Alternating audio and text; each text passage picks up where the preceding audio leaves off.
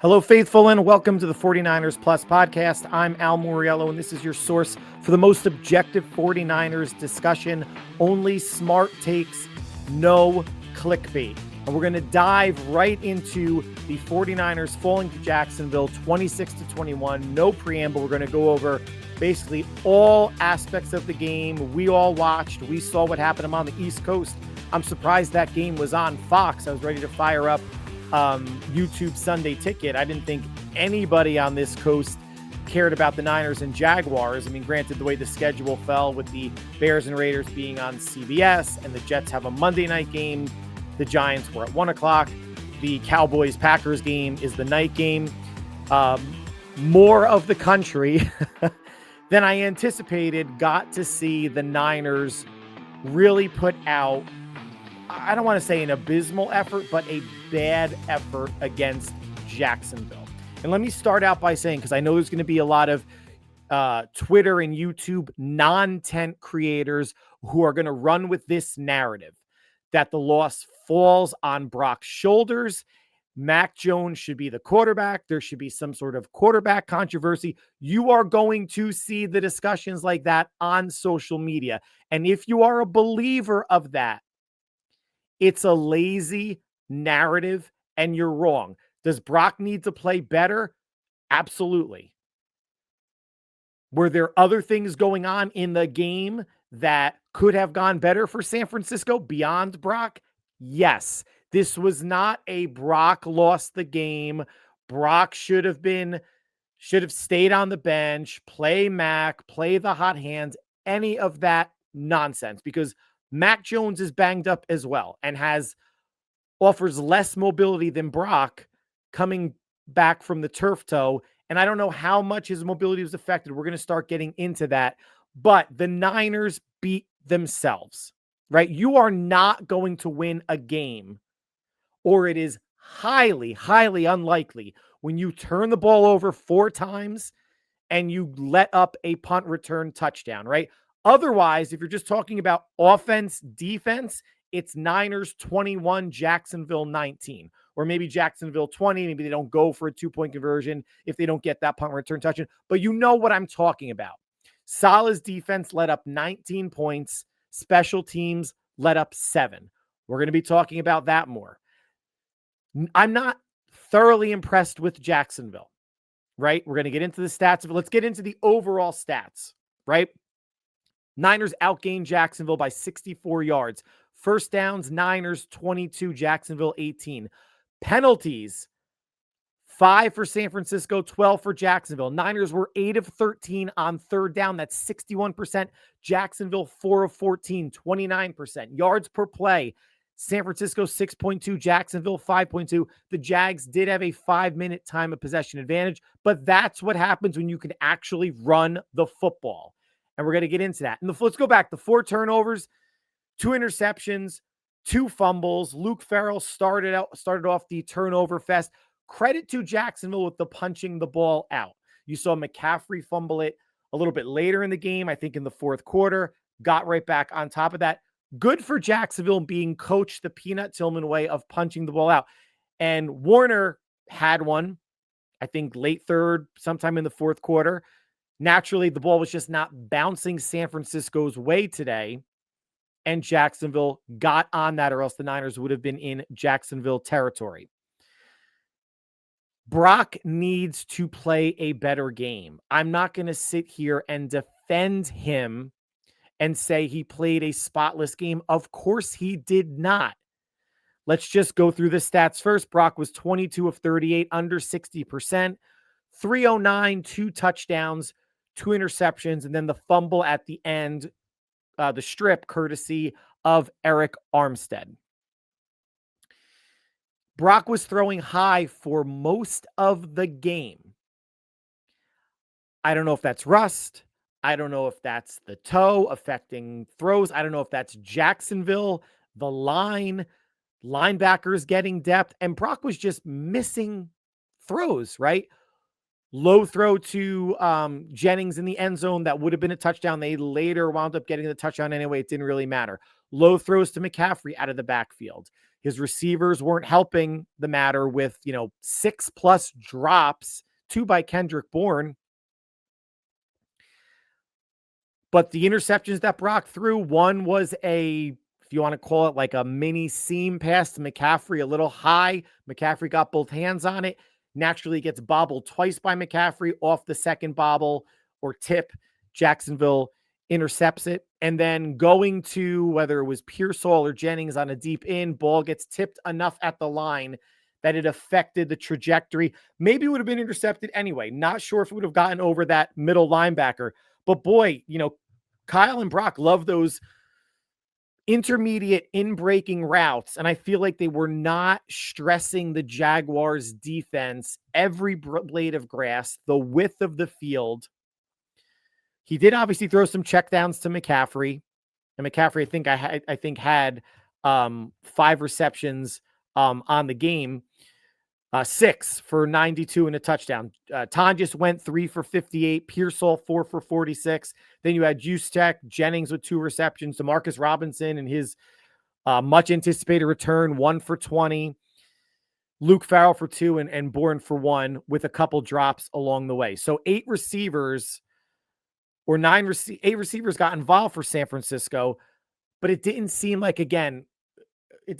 Kyle was utilizing the entire field, or Brock as the trigger man was utilizing the entire field in terms of the passing game. And then, of course, they lose, because why not, right? They lose Pearsall in the second half, sometime in the third quarter. Doesn't come back. So now you're down another receiver. These are not excuses. Brock needs to play better. And they still had a chance at the end. Brock, you saw him kind of evade someone going for the ball. Someone was swiping at the ball, evaded it, stepped up, got back to Kage, and it was knocked out by Eric Armstead. Good play by the defense. And, of course, the way the ball bounces, naturally San Francisco can't jump on it. Guess what a quarterback's best friend is? Well, let's say pass protection. Now, Brock I wouldn't say he was like totally under siege. Certainly more of a pass rush than the Niners, posed Trevor Lawrence. We're going to get into that. The run game, again, bad. From the Seattle game, maybe like the Saints game, I guess, was their best running game. The Niners cannot run the football. The run blocking is bad. 24 for 83. That's a little over 3 yards a carry. McCaffrey goes 17 for 49. Brian Robinson, 5 for 21. And Purdy, 2 for 13. His long scramble of 11 yards. This is a team that only had 3 rushing first downs, could not get short yardage when they need to. And Jacksonville was swarming the running game. Now, the Niners had to pass. We all like to say, Niners 30+ rushes. Kyle wants 35+ rushes. Didn't happen this game. Only 24. They were playing down for most of the game, behind the sticks at times, down 17-6 at halftime, got a stop. Jaguars punt went down the field to make it 17-14. San Francisco's defense and offense at times were giving themselves a chance, but the lack of a running game does not really give Brock or anybody a chance. You can get away with it against the Saints. They're not very good. Sometimes you can get away with it against a team like the Cardinals, who are just, they're going to win 7-8 games. Like, we know that they're not going to be a playoff team. But you can't get away with it for a team that Jacksonville's a top 5 defense. They are good at getting turnovers, had more interceptions than sacks coming into this game, 7 picks, 6 sacks. Now they're at 9 picks and 7 sacks. They only got to Brock once, for whatever that's worth, but they were generating much more of a rush than what San Francisco was putting up. And we're going to talk about the pass rush next, but if Kyle doesn't fix the running game, then playing average or above average teams is going to be difficult, because it's going to be difficult for the Niners to be one-dimensional passing when you're still down Kittle, when you're still down Ayuk, and if you might be down Pearsall on Thursday. And it looked like we were going to be down, I hate to say the Niners were going to be down Jennings after that 2-point conversion. He took a mean shot to the ribs, plus he was playing on a probably not 100% ankle, was able to come back. Tonjes and Farrell getting involved. Obviously, Farrell had the fumble, but Brock's 2 touchdowns were a play action shovel pass to McCaffrey and a screen to Jake Tonjes. So they weren't pushing the ball down the field touchdowns or really horizontal touchdowns when we're thinking about it. But that's fine. That, mix up the screen game a little bit, right? That could be part of the offensive arsenal, if you want to call it that. But not being able to run the ball, or even if you're not able to run the ball, only having 24 runs, and this was dictated by score, again, 17-6 coming out of the half. Should have been 14-6, but special teams, again, this week, bad, giving up a 50-plus yard kick return to put Jacksonville in plus territory on the Niners side of the field with around, 30-something seconds to go. Not being able to run the ball is going to be a problem. And I don't know what the solve is. The solve isn't putting Brian Robinson in for more running snaps, because I think that's going to potentially be a tell for defenses, right? There's no shuffling on the offensive line that I think is going to matter. Again, this is week 4, game 4, and the Niners are still 3-1 on top, tied for the top of the NFC West, but basically at the top because they have 2 division wins. For whatever that's worth, and they have the Rams coming up. When you have quarterbacks that are not 100% and you can't, Brock was healthy enough to play, but that's different than being 100%, obviously, right? Mac Jones certainly was not, even though, he was activated as the backup, or was not inactivated, I should say. They need to be able to run the ball. With the injuries they have in the passing game, they need to be able to run the ball. But that's one of the reasons why they are not able to run the ball, because defenses are going to queue on the run. They're going to queue on McCaffrey. They're going to key on him. I don't know what the fix for Shanahan is, because you got a tough 2-game stretch coming up. But let's now talk about defense. 0 pass rush. We knew it was going to look bad without Nick Bosa. I didn't know it was going to look as bad as Lawrence, I don't think, was even touched in the pocket. I'm recording this on Sunday night, so I don't know what the pressure situation is going to look like, and I don't even care. I've been saying it for far too many podcasts that pressures are a bullshit stat. Pressures are someone was kind of close to the quarterback, so we're going to give you a pressure, but pressures do not equate to affecting the quarterback in a negative way. And there was essentially none of that against Jacksonville. And a Jacksonville O-line that is just okay. Better run blocking line than pass blocking. If the rush looks like this all year, the Niners, they're still going to win games because they have a favorable schedule, and they were still in this game. It goes to show coaching, right? Saleh coaching up a lackluster pass rush today, coaching around that, and still controlling Jacksonville's offense outside of that one big, 48-yard run for ATN. Still holding Jacksonville, even with that, to like 320 total yards. The Jags didn't go nuts. There's going to be a fervor on social media and potentially TV media talking heads about the Niners need to make a trade ASAP for somebody, and Trey Hendrickson is going to be the name that comes up. And I am not disagreeing with the idea that at some point the Niners need to make a trade. If this is what the pass rush is going to look like, or something close to that, maybe next game against Stafford, they'll actually touch him in the pocket. But if this is generally what it's going to be, then they're going to need to bring somebody in, right? A one-game sample is too rash to do something. But if people are going to be keying on Trey Hendrickson or anybody in a trade, let's just talk about Hendrickson for a minute or two. The Bengals have a Monday night game at Denver where they should get annihilated, 2-2. Then they're at home for Detroit, at Green Bay, and at home for Pittsburgh. They can lose the next 4 games. After those 4 games, They're at home for the Jets and at home for Chicago, which is the tail end of October.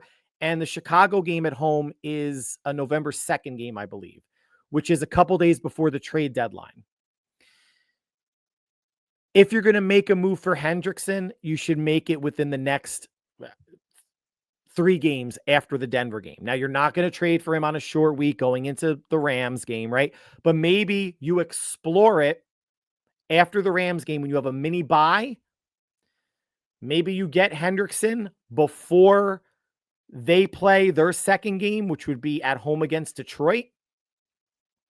So he can come in and, if nothing else, just be a designated pass rusher against Baker Mayfield and the Bucs, who fell to Philadelphia, and they kind of came back, right? They were down big. Kudos to Chase McLaughlin. 65-yard field goal at the end of the first half. Longest outdoor field goal in NFL history. Good for him. But Sanford, again, it's only one game, guys. And I agree. Pass rush looked bad. It looked non-existent. The Niners aren't going to be making a trade on a short week, but I would be okay with them making a trade after the Ram game, or maybe after that Lions game that Hendrickson's going to play. And then the week going into the Tampa game, maybe then you have to make a trade for him on a Monday or Tuesday or something to potentially bring him in. That's still very early in the process to make a trade, but no one on the street's going to help. I don't know how much of a help Trevis Gibson on the practice squad would be instead of Robert Beal. I feel like I've seen enough of Robert Beal. I'll trust Robert Saleh and company that Beal was the one that got the promotion instead of Gibson from the practice squad. But I've been watching enough games. Robert Beal is just a guy. And Trevis Gibson is probably just a guy too, but I want to see just a guy in live reps in regular season games, someone who looked pretty good eye test and Pro Football Focus grading in the preseason. I know they're going up against third stringers and people that are working in grocery stores now and all that. I get it. But I've seen enough of Robert Beal. Someone else has to come in. Samo, good rotational player. I think Bryce Huff got the start today with Michael Williams outside. Nick Bosa affects a lot of what goes on that defense, obviously, and the pass rush. And Saleh, you saw him throw a handful of blitzes. Still not a big blitzer. Handful of blitzes out. I don't think that's going to be enough against a quarterback like Matt Stafford, but a Michael Penix, a Bryce Young, a Daniel Jones. Like there are, again, Cam Ward, Tennessee, there are weak games on the schedule where you don't need a dominant pass rush if the defense collective as a whole is playing solid. You want a pass rush, but there are some teams that if it's not there, the Niners could still have a really good chance of winning, especially we're talking about weeks into the future. We're going to start getting people back. Kittle's going to come back in a couple weeks. Pearsall may play on Thursday, if not the following game. Ayuk, we don't have a timetable. I'm saying November 2nd, whatever that home game was against the Rams. Players are going to be coming back. And keep saying the best way to offset Bosa's injury is for the offense to play a little bit more efficiently and dynamically. Again, 4 turnovers. If they only turn it over 3 times and that last turnover that Brock had, that strip sack around midfield doesn't happen, maybe they win the game. If Luke Farrell doesn't fumble or Brock doesn't have one of those tipped interceptions and it's only two turnovers, maybe they win the game. A whole lot of woulda, coulda, shouldas. I get it. But a 4 turnover performance and a punt return touchdown for Jacksonville equals a 5-point loss for San Francisco. I'm pissed because, again, that's another game that they could steal to get to 4-0, but let's not get too crazy about stuff because the defense played well at times. 6 tackles for loss, 2 passes defense. Trevor Lawrence, 174 yards and 1 touchdown. He didn't go nuts. The running game went slightly above their average of a buck 42 per game for the Jaguars, 32 for 151 and a touchdown, a little under 5 yards a carry, like 4.7 yards a carry. Etienne himself, 19 for 124 and a touchdown. Have him on one of my fantasy leagues. Hopefully I can get a win there, as I have Matthew Stafford and Puka Nacua, I think, on that same team. And as much as it sucks that the Rams got that win against the Colts, mainly because that asshole on the Colts, one of those wide receivers breaking a touchdown, decides to hold the ball out. When I heard that fumble happened, I thought it was one of those, oh, he was probably diving for the pylon and the ball got knocked away and went out of the end zone for a touchback. But no, this dickhead decides to reach the ball out with one hand for no reason. He was 10 yards, at least 5 yards in front of whoever was chasing him, and just slipped out of his hands.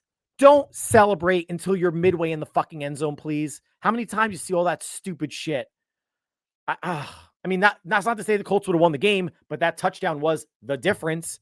But thank you, Matthew Stafford, for a big 80-yard touchdown at the end. I had to start him because Jaden Daniels was hurt. And thank you for Puka Nacua for getting a touchdown. They both went over 20-plus points. We'll see what happens. Again, whatever. I know you guys don't care about my fantasy team. Jacksonville's second half possession, guys. So now the Niners are down 17-6 at the half. Second half possessions. Punt, field goal, punt, missed field goal. That missed field goal at the end, 47-yarder. He Jake Moody'd it. Pushed, it didn't even push it right. He just kicked it straight, right? There was no hook, no draw into that at all. He Moody'd it. Niners get the ball back. One play, 13 yards to McCaffrey on a check down. And then obviously Brock with the fumble. But the defense, I don't know if you want to call it adjustments or, again, all game, the defense was not playing badly. Listen, I hate to say this if you take away their 48-yard run, the Jags were still 31 rushes for 103 yards, a little over 3 yards a carry. Jags got quantity of runs and quality, especially when you take into account that 48-yarder by ETN. The passing game did not hurt San Francisco, and the Niners got off the field. 4 of 14 on third down was Jacksonville. Tip of the cap to Robert Saleh and the defense. The offense, the red zone, they were 1 for 3, had to settle for 2 field goals in the first half, finally got in the end zone in the third quarter after getting a stop coming out of halftime. But of course, special teams, an issue. The only punt return the Jaguars had went 87 yards for a touchdown to go up 26-14, essentially seal the game. They got another 3 points on a 50-plus yard kick return after the Niners make it 14-6. Gives the Jaguars a short field. They were able to convert for a field goal for a 17-6 lead. 10 points off of bad special teams. At least they have Eddie Pinheiro, who's making field goals, right? Missed his first, extra point at Seattle, then has been perfect since. But special teams, I said it's Harry Potter, man. It's the defense against the dark arts teaching position. It's cursed. Now, odds and ends from the game, right? Guys, at least 6 drops on offense. At least. That's not helping Brock out. If 3 of those are caught, then Brock's over 60%. If, for whatever that's worth, I'm not saying that 60% is not a high water mark or anything like that. That's still kind of low for Brock. If Bourne catches that slant in the fourth quarter, that punt return touchdown doesn't happen. More than likely, right? Because now you're playing field position. Even if they go 3 and out after that catch, Morstead probably hangs one up or kicks one out of bounds or fair catch or something. And those 7 points at that point in the game are not on the board. And it's still a 20-14 game in favor of Jacksonville. Upton Stout had an interception, naturally called back for pass interference. More of a jersey tug, a hold, but whatever you want to call it, it doesn't really matter. I guess what Mark Sanchez said was true. He kind of grabbed the jersey to kind of slingshot himself forward. Yeah, corners are going to be handsy. You just can't get caught, doing it, just like John Madden used to say you can call holding on every offensive play. But what will be the fun in that? And then, of course, Pearsall getting knocked out in the second half. You had Jennings banged up again, like I said, after that 2-point conversion. Niners offensive players, I don't want to say dropping like flies, but can they get out of a game healthy? And ridiculously violent game. I get it.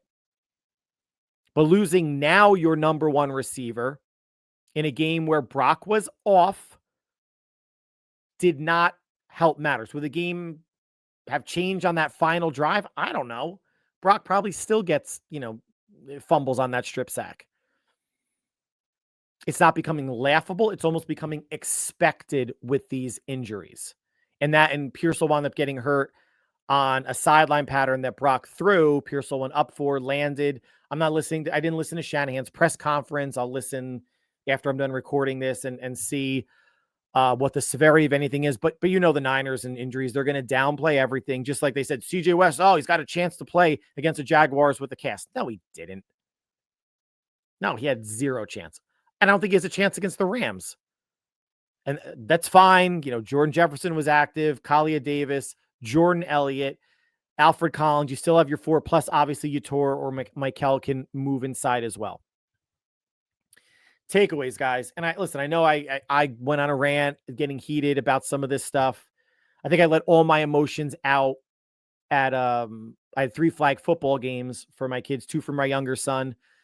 They lost the first, won the second, 1 for my older son. He won. So I was at Eastern time, 1 o'clock, 2 o'clock, 3 o'clock games. And it was pretty hot out there today. And I was yelling my brains out during those games, especially for the younger kids, because it's basically all 5th graders, boys. And the listening is just horrendous. So came back, had to change my shirt because I sweat through it, put some deodorant on. I won't say I was numb to the Jaguar game, but I think I got all of the vocalization out during flag football. Only one game. I had the Niners 3-1 to start the season. Thought they would drop the Seahawks game. Thought they'd win the next 3. There's no such, if you want to say there's no such thing as a good loss, I sort of agree, but a good loss is an AFC loss. So much better than an NFC loss and so much better than an NFC West loss. But with the Rams winning, with the Seahawks winning, I don't care about the Cardinals. It would have been nice to be 4-0 to steal this game. And when you're 4 turnovers in the hole and giving up a punt return touchdown, that's what it would have been. Stealing a game. I still think they stole it against Arizona. Pulling it out in the end. That's what this could have been. And they still 4 turnovers and a special teams touchdown. And again, that's special teams kick return, long return at the end of the first half that in some ways gifted Jacksonville 3 points, or at least put them in position to get 3 more points. Not great. But I'm still going to say, and this is not an excuse, how many teams, including the Jaguars, would have been competitive in this game with your QB coming off of injury, still missing your wide receiver 1, still missing your tight end 1, who's a top 3 tight end in the league, still now missing defensive end 1 in Bosa, top 5 defensive end in the league, and then your wide receiver 2, who's now your wide receiver 1 in Pearsall, gets knocked out in the third quarter. And they were still competitive. You're not taking a moral victory out of a loss, but it's not like the Jags steamrolled them. The Jags offense scored 19 points. The Niners banged up offense against a good Jacksonville defense scored 21 points. Yes, I get it. The Niners still lost. But this is a team, if you want to say they're lucky to be 3-0 going into this game with all the injuries, yeah, you can say that. But they fought for everything they got in those games. They did not give up. They got opportunistic sacks from Bosa in Seattle, from Bryce Huff in New Orleans, right? 0 sacks today, 0 pressures, 0 even touches of Trevor Lawrence's jersey. This is still a well-coached team with Saleh and Shanahan. Boyer remains to be seen. Special teams still at the bottom. I think at the bottom of the league still. In regards, I think, like expected points allowed. And still with all of this, with everybody, all the naysayers and the doom shouters, if that's even a word, that we're going to experience on social media tonight and Monday and Tuesday and Wednesday and the Thursday leading up to the game, bitching about Brock, calling for a trade, which they really do need to look into. It's not like the pass rush was slightly below average. It was non-existent. There's There's a zero metric for their pass rush. It was a zero. And I don't care what Pro Football Focus says about pressures, but there's going to be so many people, and that's all social media is knee-jerk reactions, people bitching and pissing and moaning. One game. Now, could this be the start of a 3-game losing streak at the Rams and at Tampa? Yeah. And if they get there to 3-3, then maybe my outlook on things and the conversations people are having and the bitching people are spouting on social media could be a little bit more legitimate.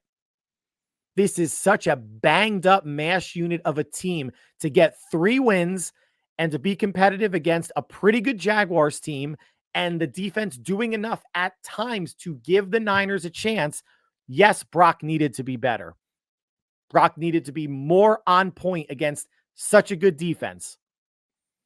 At the same time, McCaffrey usually makes that catch. Bourne usually makes those catches on those drops. 6 or 7 drops by the offense is not helping your quarterback who's coming off of injury, who probably is mobility has taken a hit, at least for this game and probably for the Rams game as well, because it's in 4 days, and you can't run the ball. And you can't get any turnovers. You can't get any interceptions. It's what, now 11 straight games, 10 or 11 straight games that the Niners haven't had an interception? Ridiculous. Still atop the West with the Seahawks and the Rams, okay? There's going to be, and I don't want to say like a hot-headed time, but I'll get into stuff. And even me doing this podcast so quickly after the game ended, the emotions are still there. The aggravation is still there. The what if with that missed field goal to keep it 26-21 and the Niners getting the ball. It's like, wow, this is going to feel like the Cardinal game last week where they can maybe squeak out a win at the end and it not happening. It's tough. The Niners, listen, I had them going 11-6, and I still think that's a very attainable record as players are going to start to get healthy. Because again, the schedule is not world beaters. Maybe the Colts are a little bit better than we thought. Panthers are still bad. Titans are still bad. Texans played well. Who do they blank somebody today? But they're probably not as good as we thought they were. They get Seattle coming back at home. They're going to get the Rams at home later on in the season and go to Arizona. If you can maybe even split the division games at 3-3, I'd be thrilled. That means just win one more, but 4-2 would feel a lot better. Giants, great. Jackson Dart, congratulations, getting a win. Malik Neighbors done for the year, ACL. Giants still aren't a good team. There are still so many winnable games on the schedule. Of course, that the Niners were going to drop. They're going to win games that they shouldn't. I mean, you can look at maybe the Seattle game week 1, considering how Seattle has played since then. And the Niners were going to lose games that they shouldn't. Not to say that Jacksonville is a loss, should have been a win. If this game went this way with a fully healthy Niner team, then yes. Then I think the conversations are a little bit different. Everybody gets, I don't care about next man up. That's great as a motto and a credo, but everybody gets some leeway, even though people have to step up their game, quote unquote. Everybody gets some leeway when you're down so many weapons on offense and one of, if not your biggest weapon on defense, because we saw completely how it impacted the pass rush. We knew it was going to happen. We knew it was going to happen, and there was going to be some negative effect. I didn't think it was going to be that friggin' bad to a pass rush of 0. But all that being said, Niners are 3-1, have a date with the 3-1 Rams in Levi South on Thursday. Next podcast will be on Tuesday, previewing that game. All is not lost, guys. Losing sucks, especially 3-0. It seemed like the Niners were charmed or favored by fate those first 3 games. And it felt like it was going to go that way again after the missed field goal. But it was not to be. And 4 turnovers and a punt return touchdown and bad special teams coverage on the kick return at the end of the first half was too much to overcome. Whether it was Brock or Mac or Adrian Martinez or whatever quarterback that went through the Niners system that you're going to put in there, if you are of the idea that, well, Brock should sit and Max should play. Max 2-0, Brock's 1-1, blah, blah, blah. Brock coming off the turf toe is still a more mobile and better quarterback than Mac Jones, fully healthy, which he is not. If I were to, we're all getting greedy, right? We're all getting greedy for wins. But with all the injuries that have happened, players coming back, players, going out mid-game, all this stuff. If I told you the Niners were going to be 3-1 through the first 4 games with the injuries that they have sustained, the players that have been out as each week has gone on, you would be ecstatic. Nobody's ecstatic tonight. Unless you're a Jaguar fan, right? Nobody's ecstatic tonight because we're getting greedy for wins. The more that they can steal, the bigger the cushion later on for when they're going to play tough games. Unfortunately, later on starts Thursday at the Rams and 2 Sundays after that at Tampa Bay. But that's going to conclude the podcast for today. Like always, I want to thank you for taking time out of your busy schedule to make us part of your viewing or listening routine. Enjoy the Sunday night game, the Monday night game. If you're listening to this before those games are happening, or past tense, I hope you enjoyed them if you're listening after those games happen. Whatever you guys are doing between now and when we speak again on Tuesday, stay happy, healthy, and safe. We will talk soon. Take care.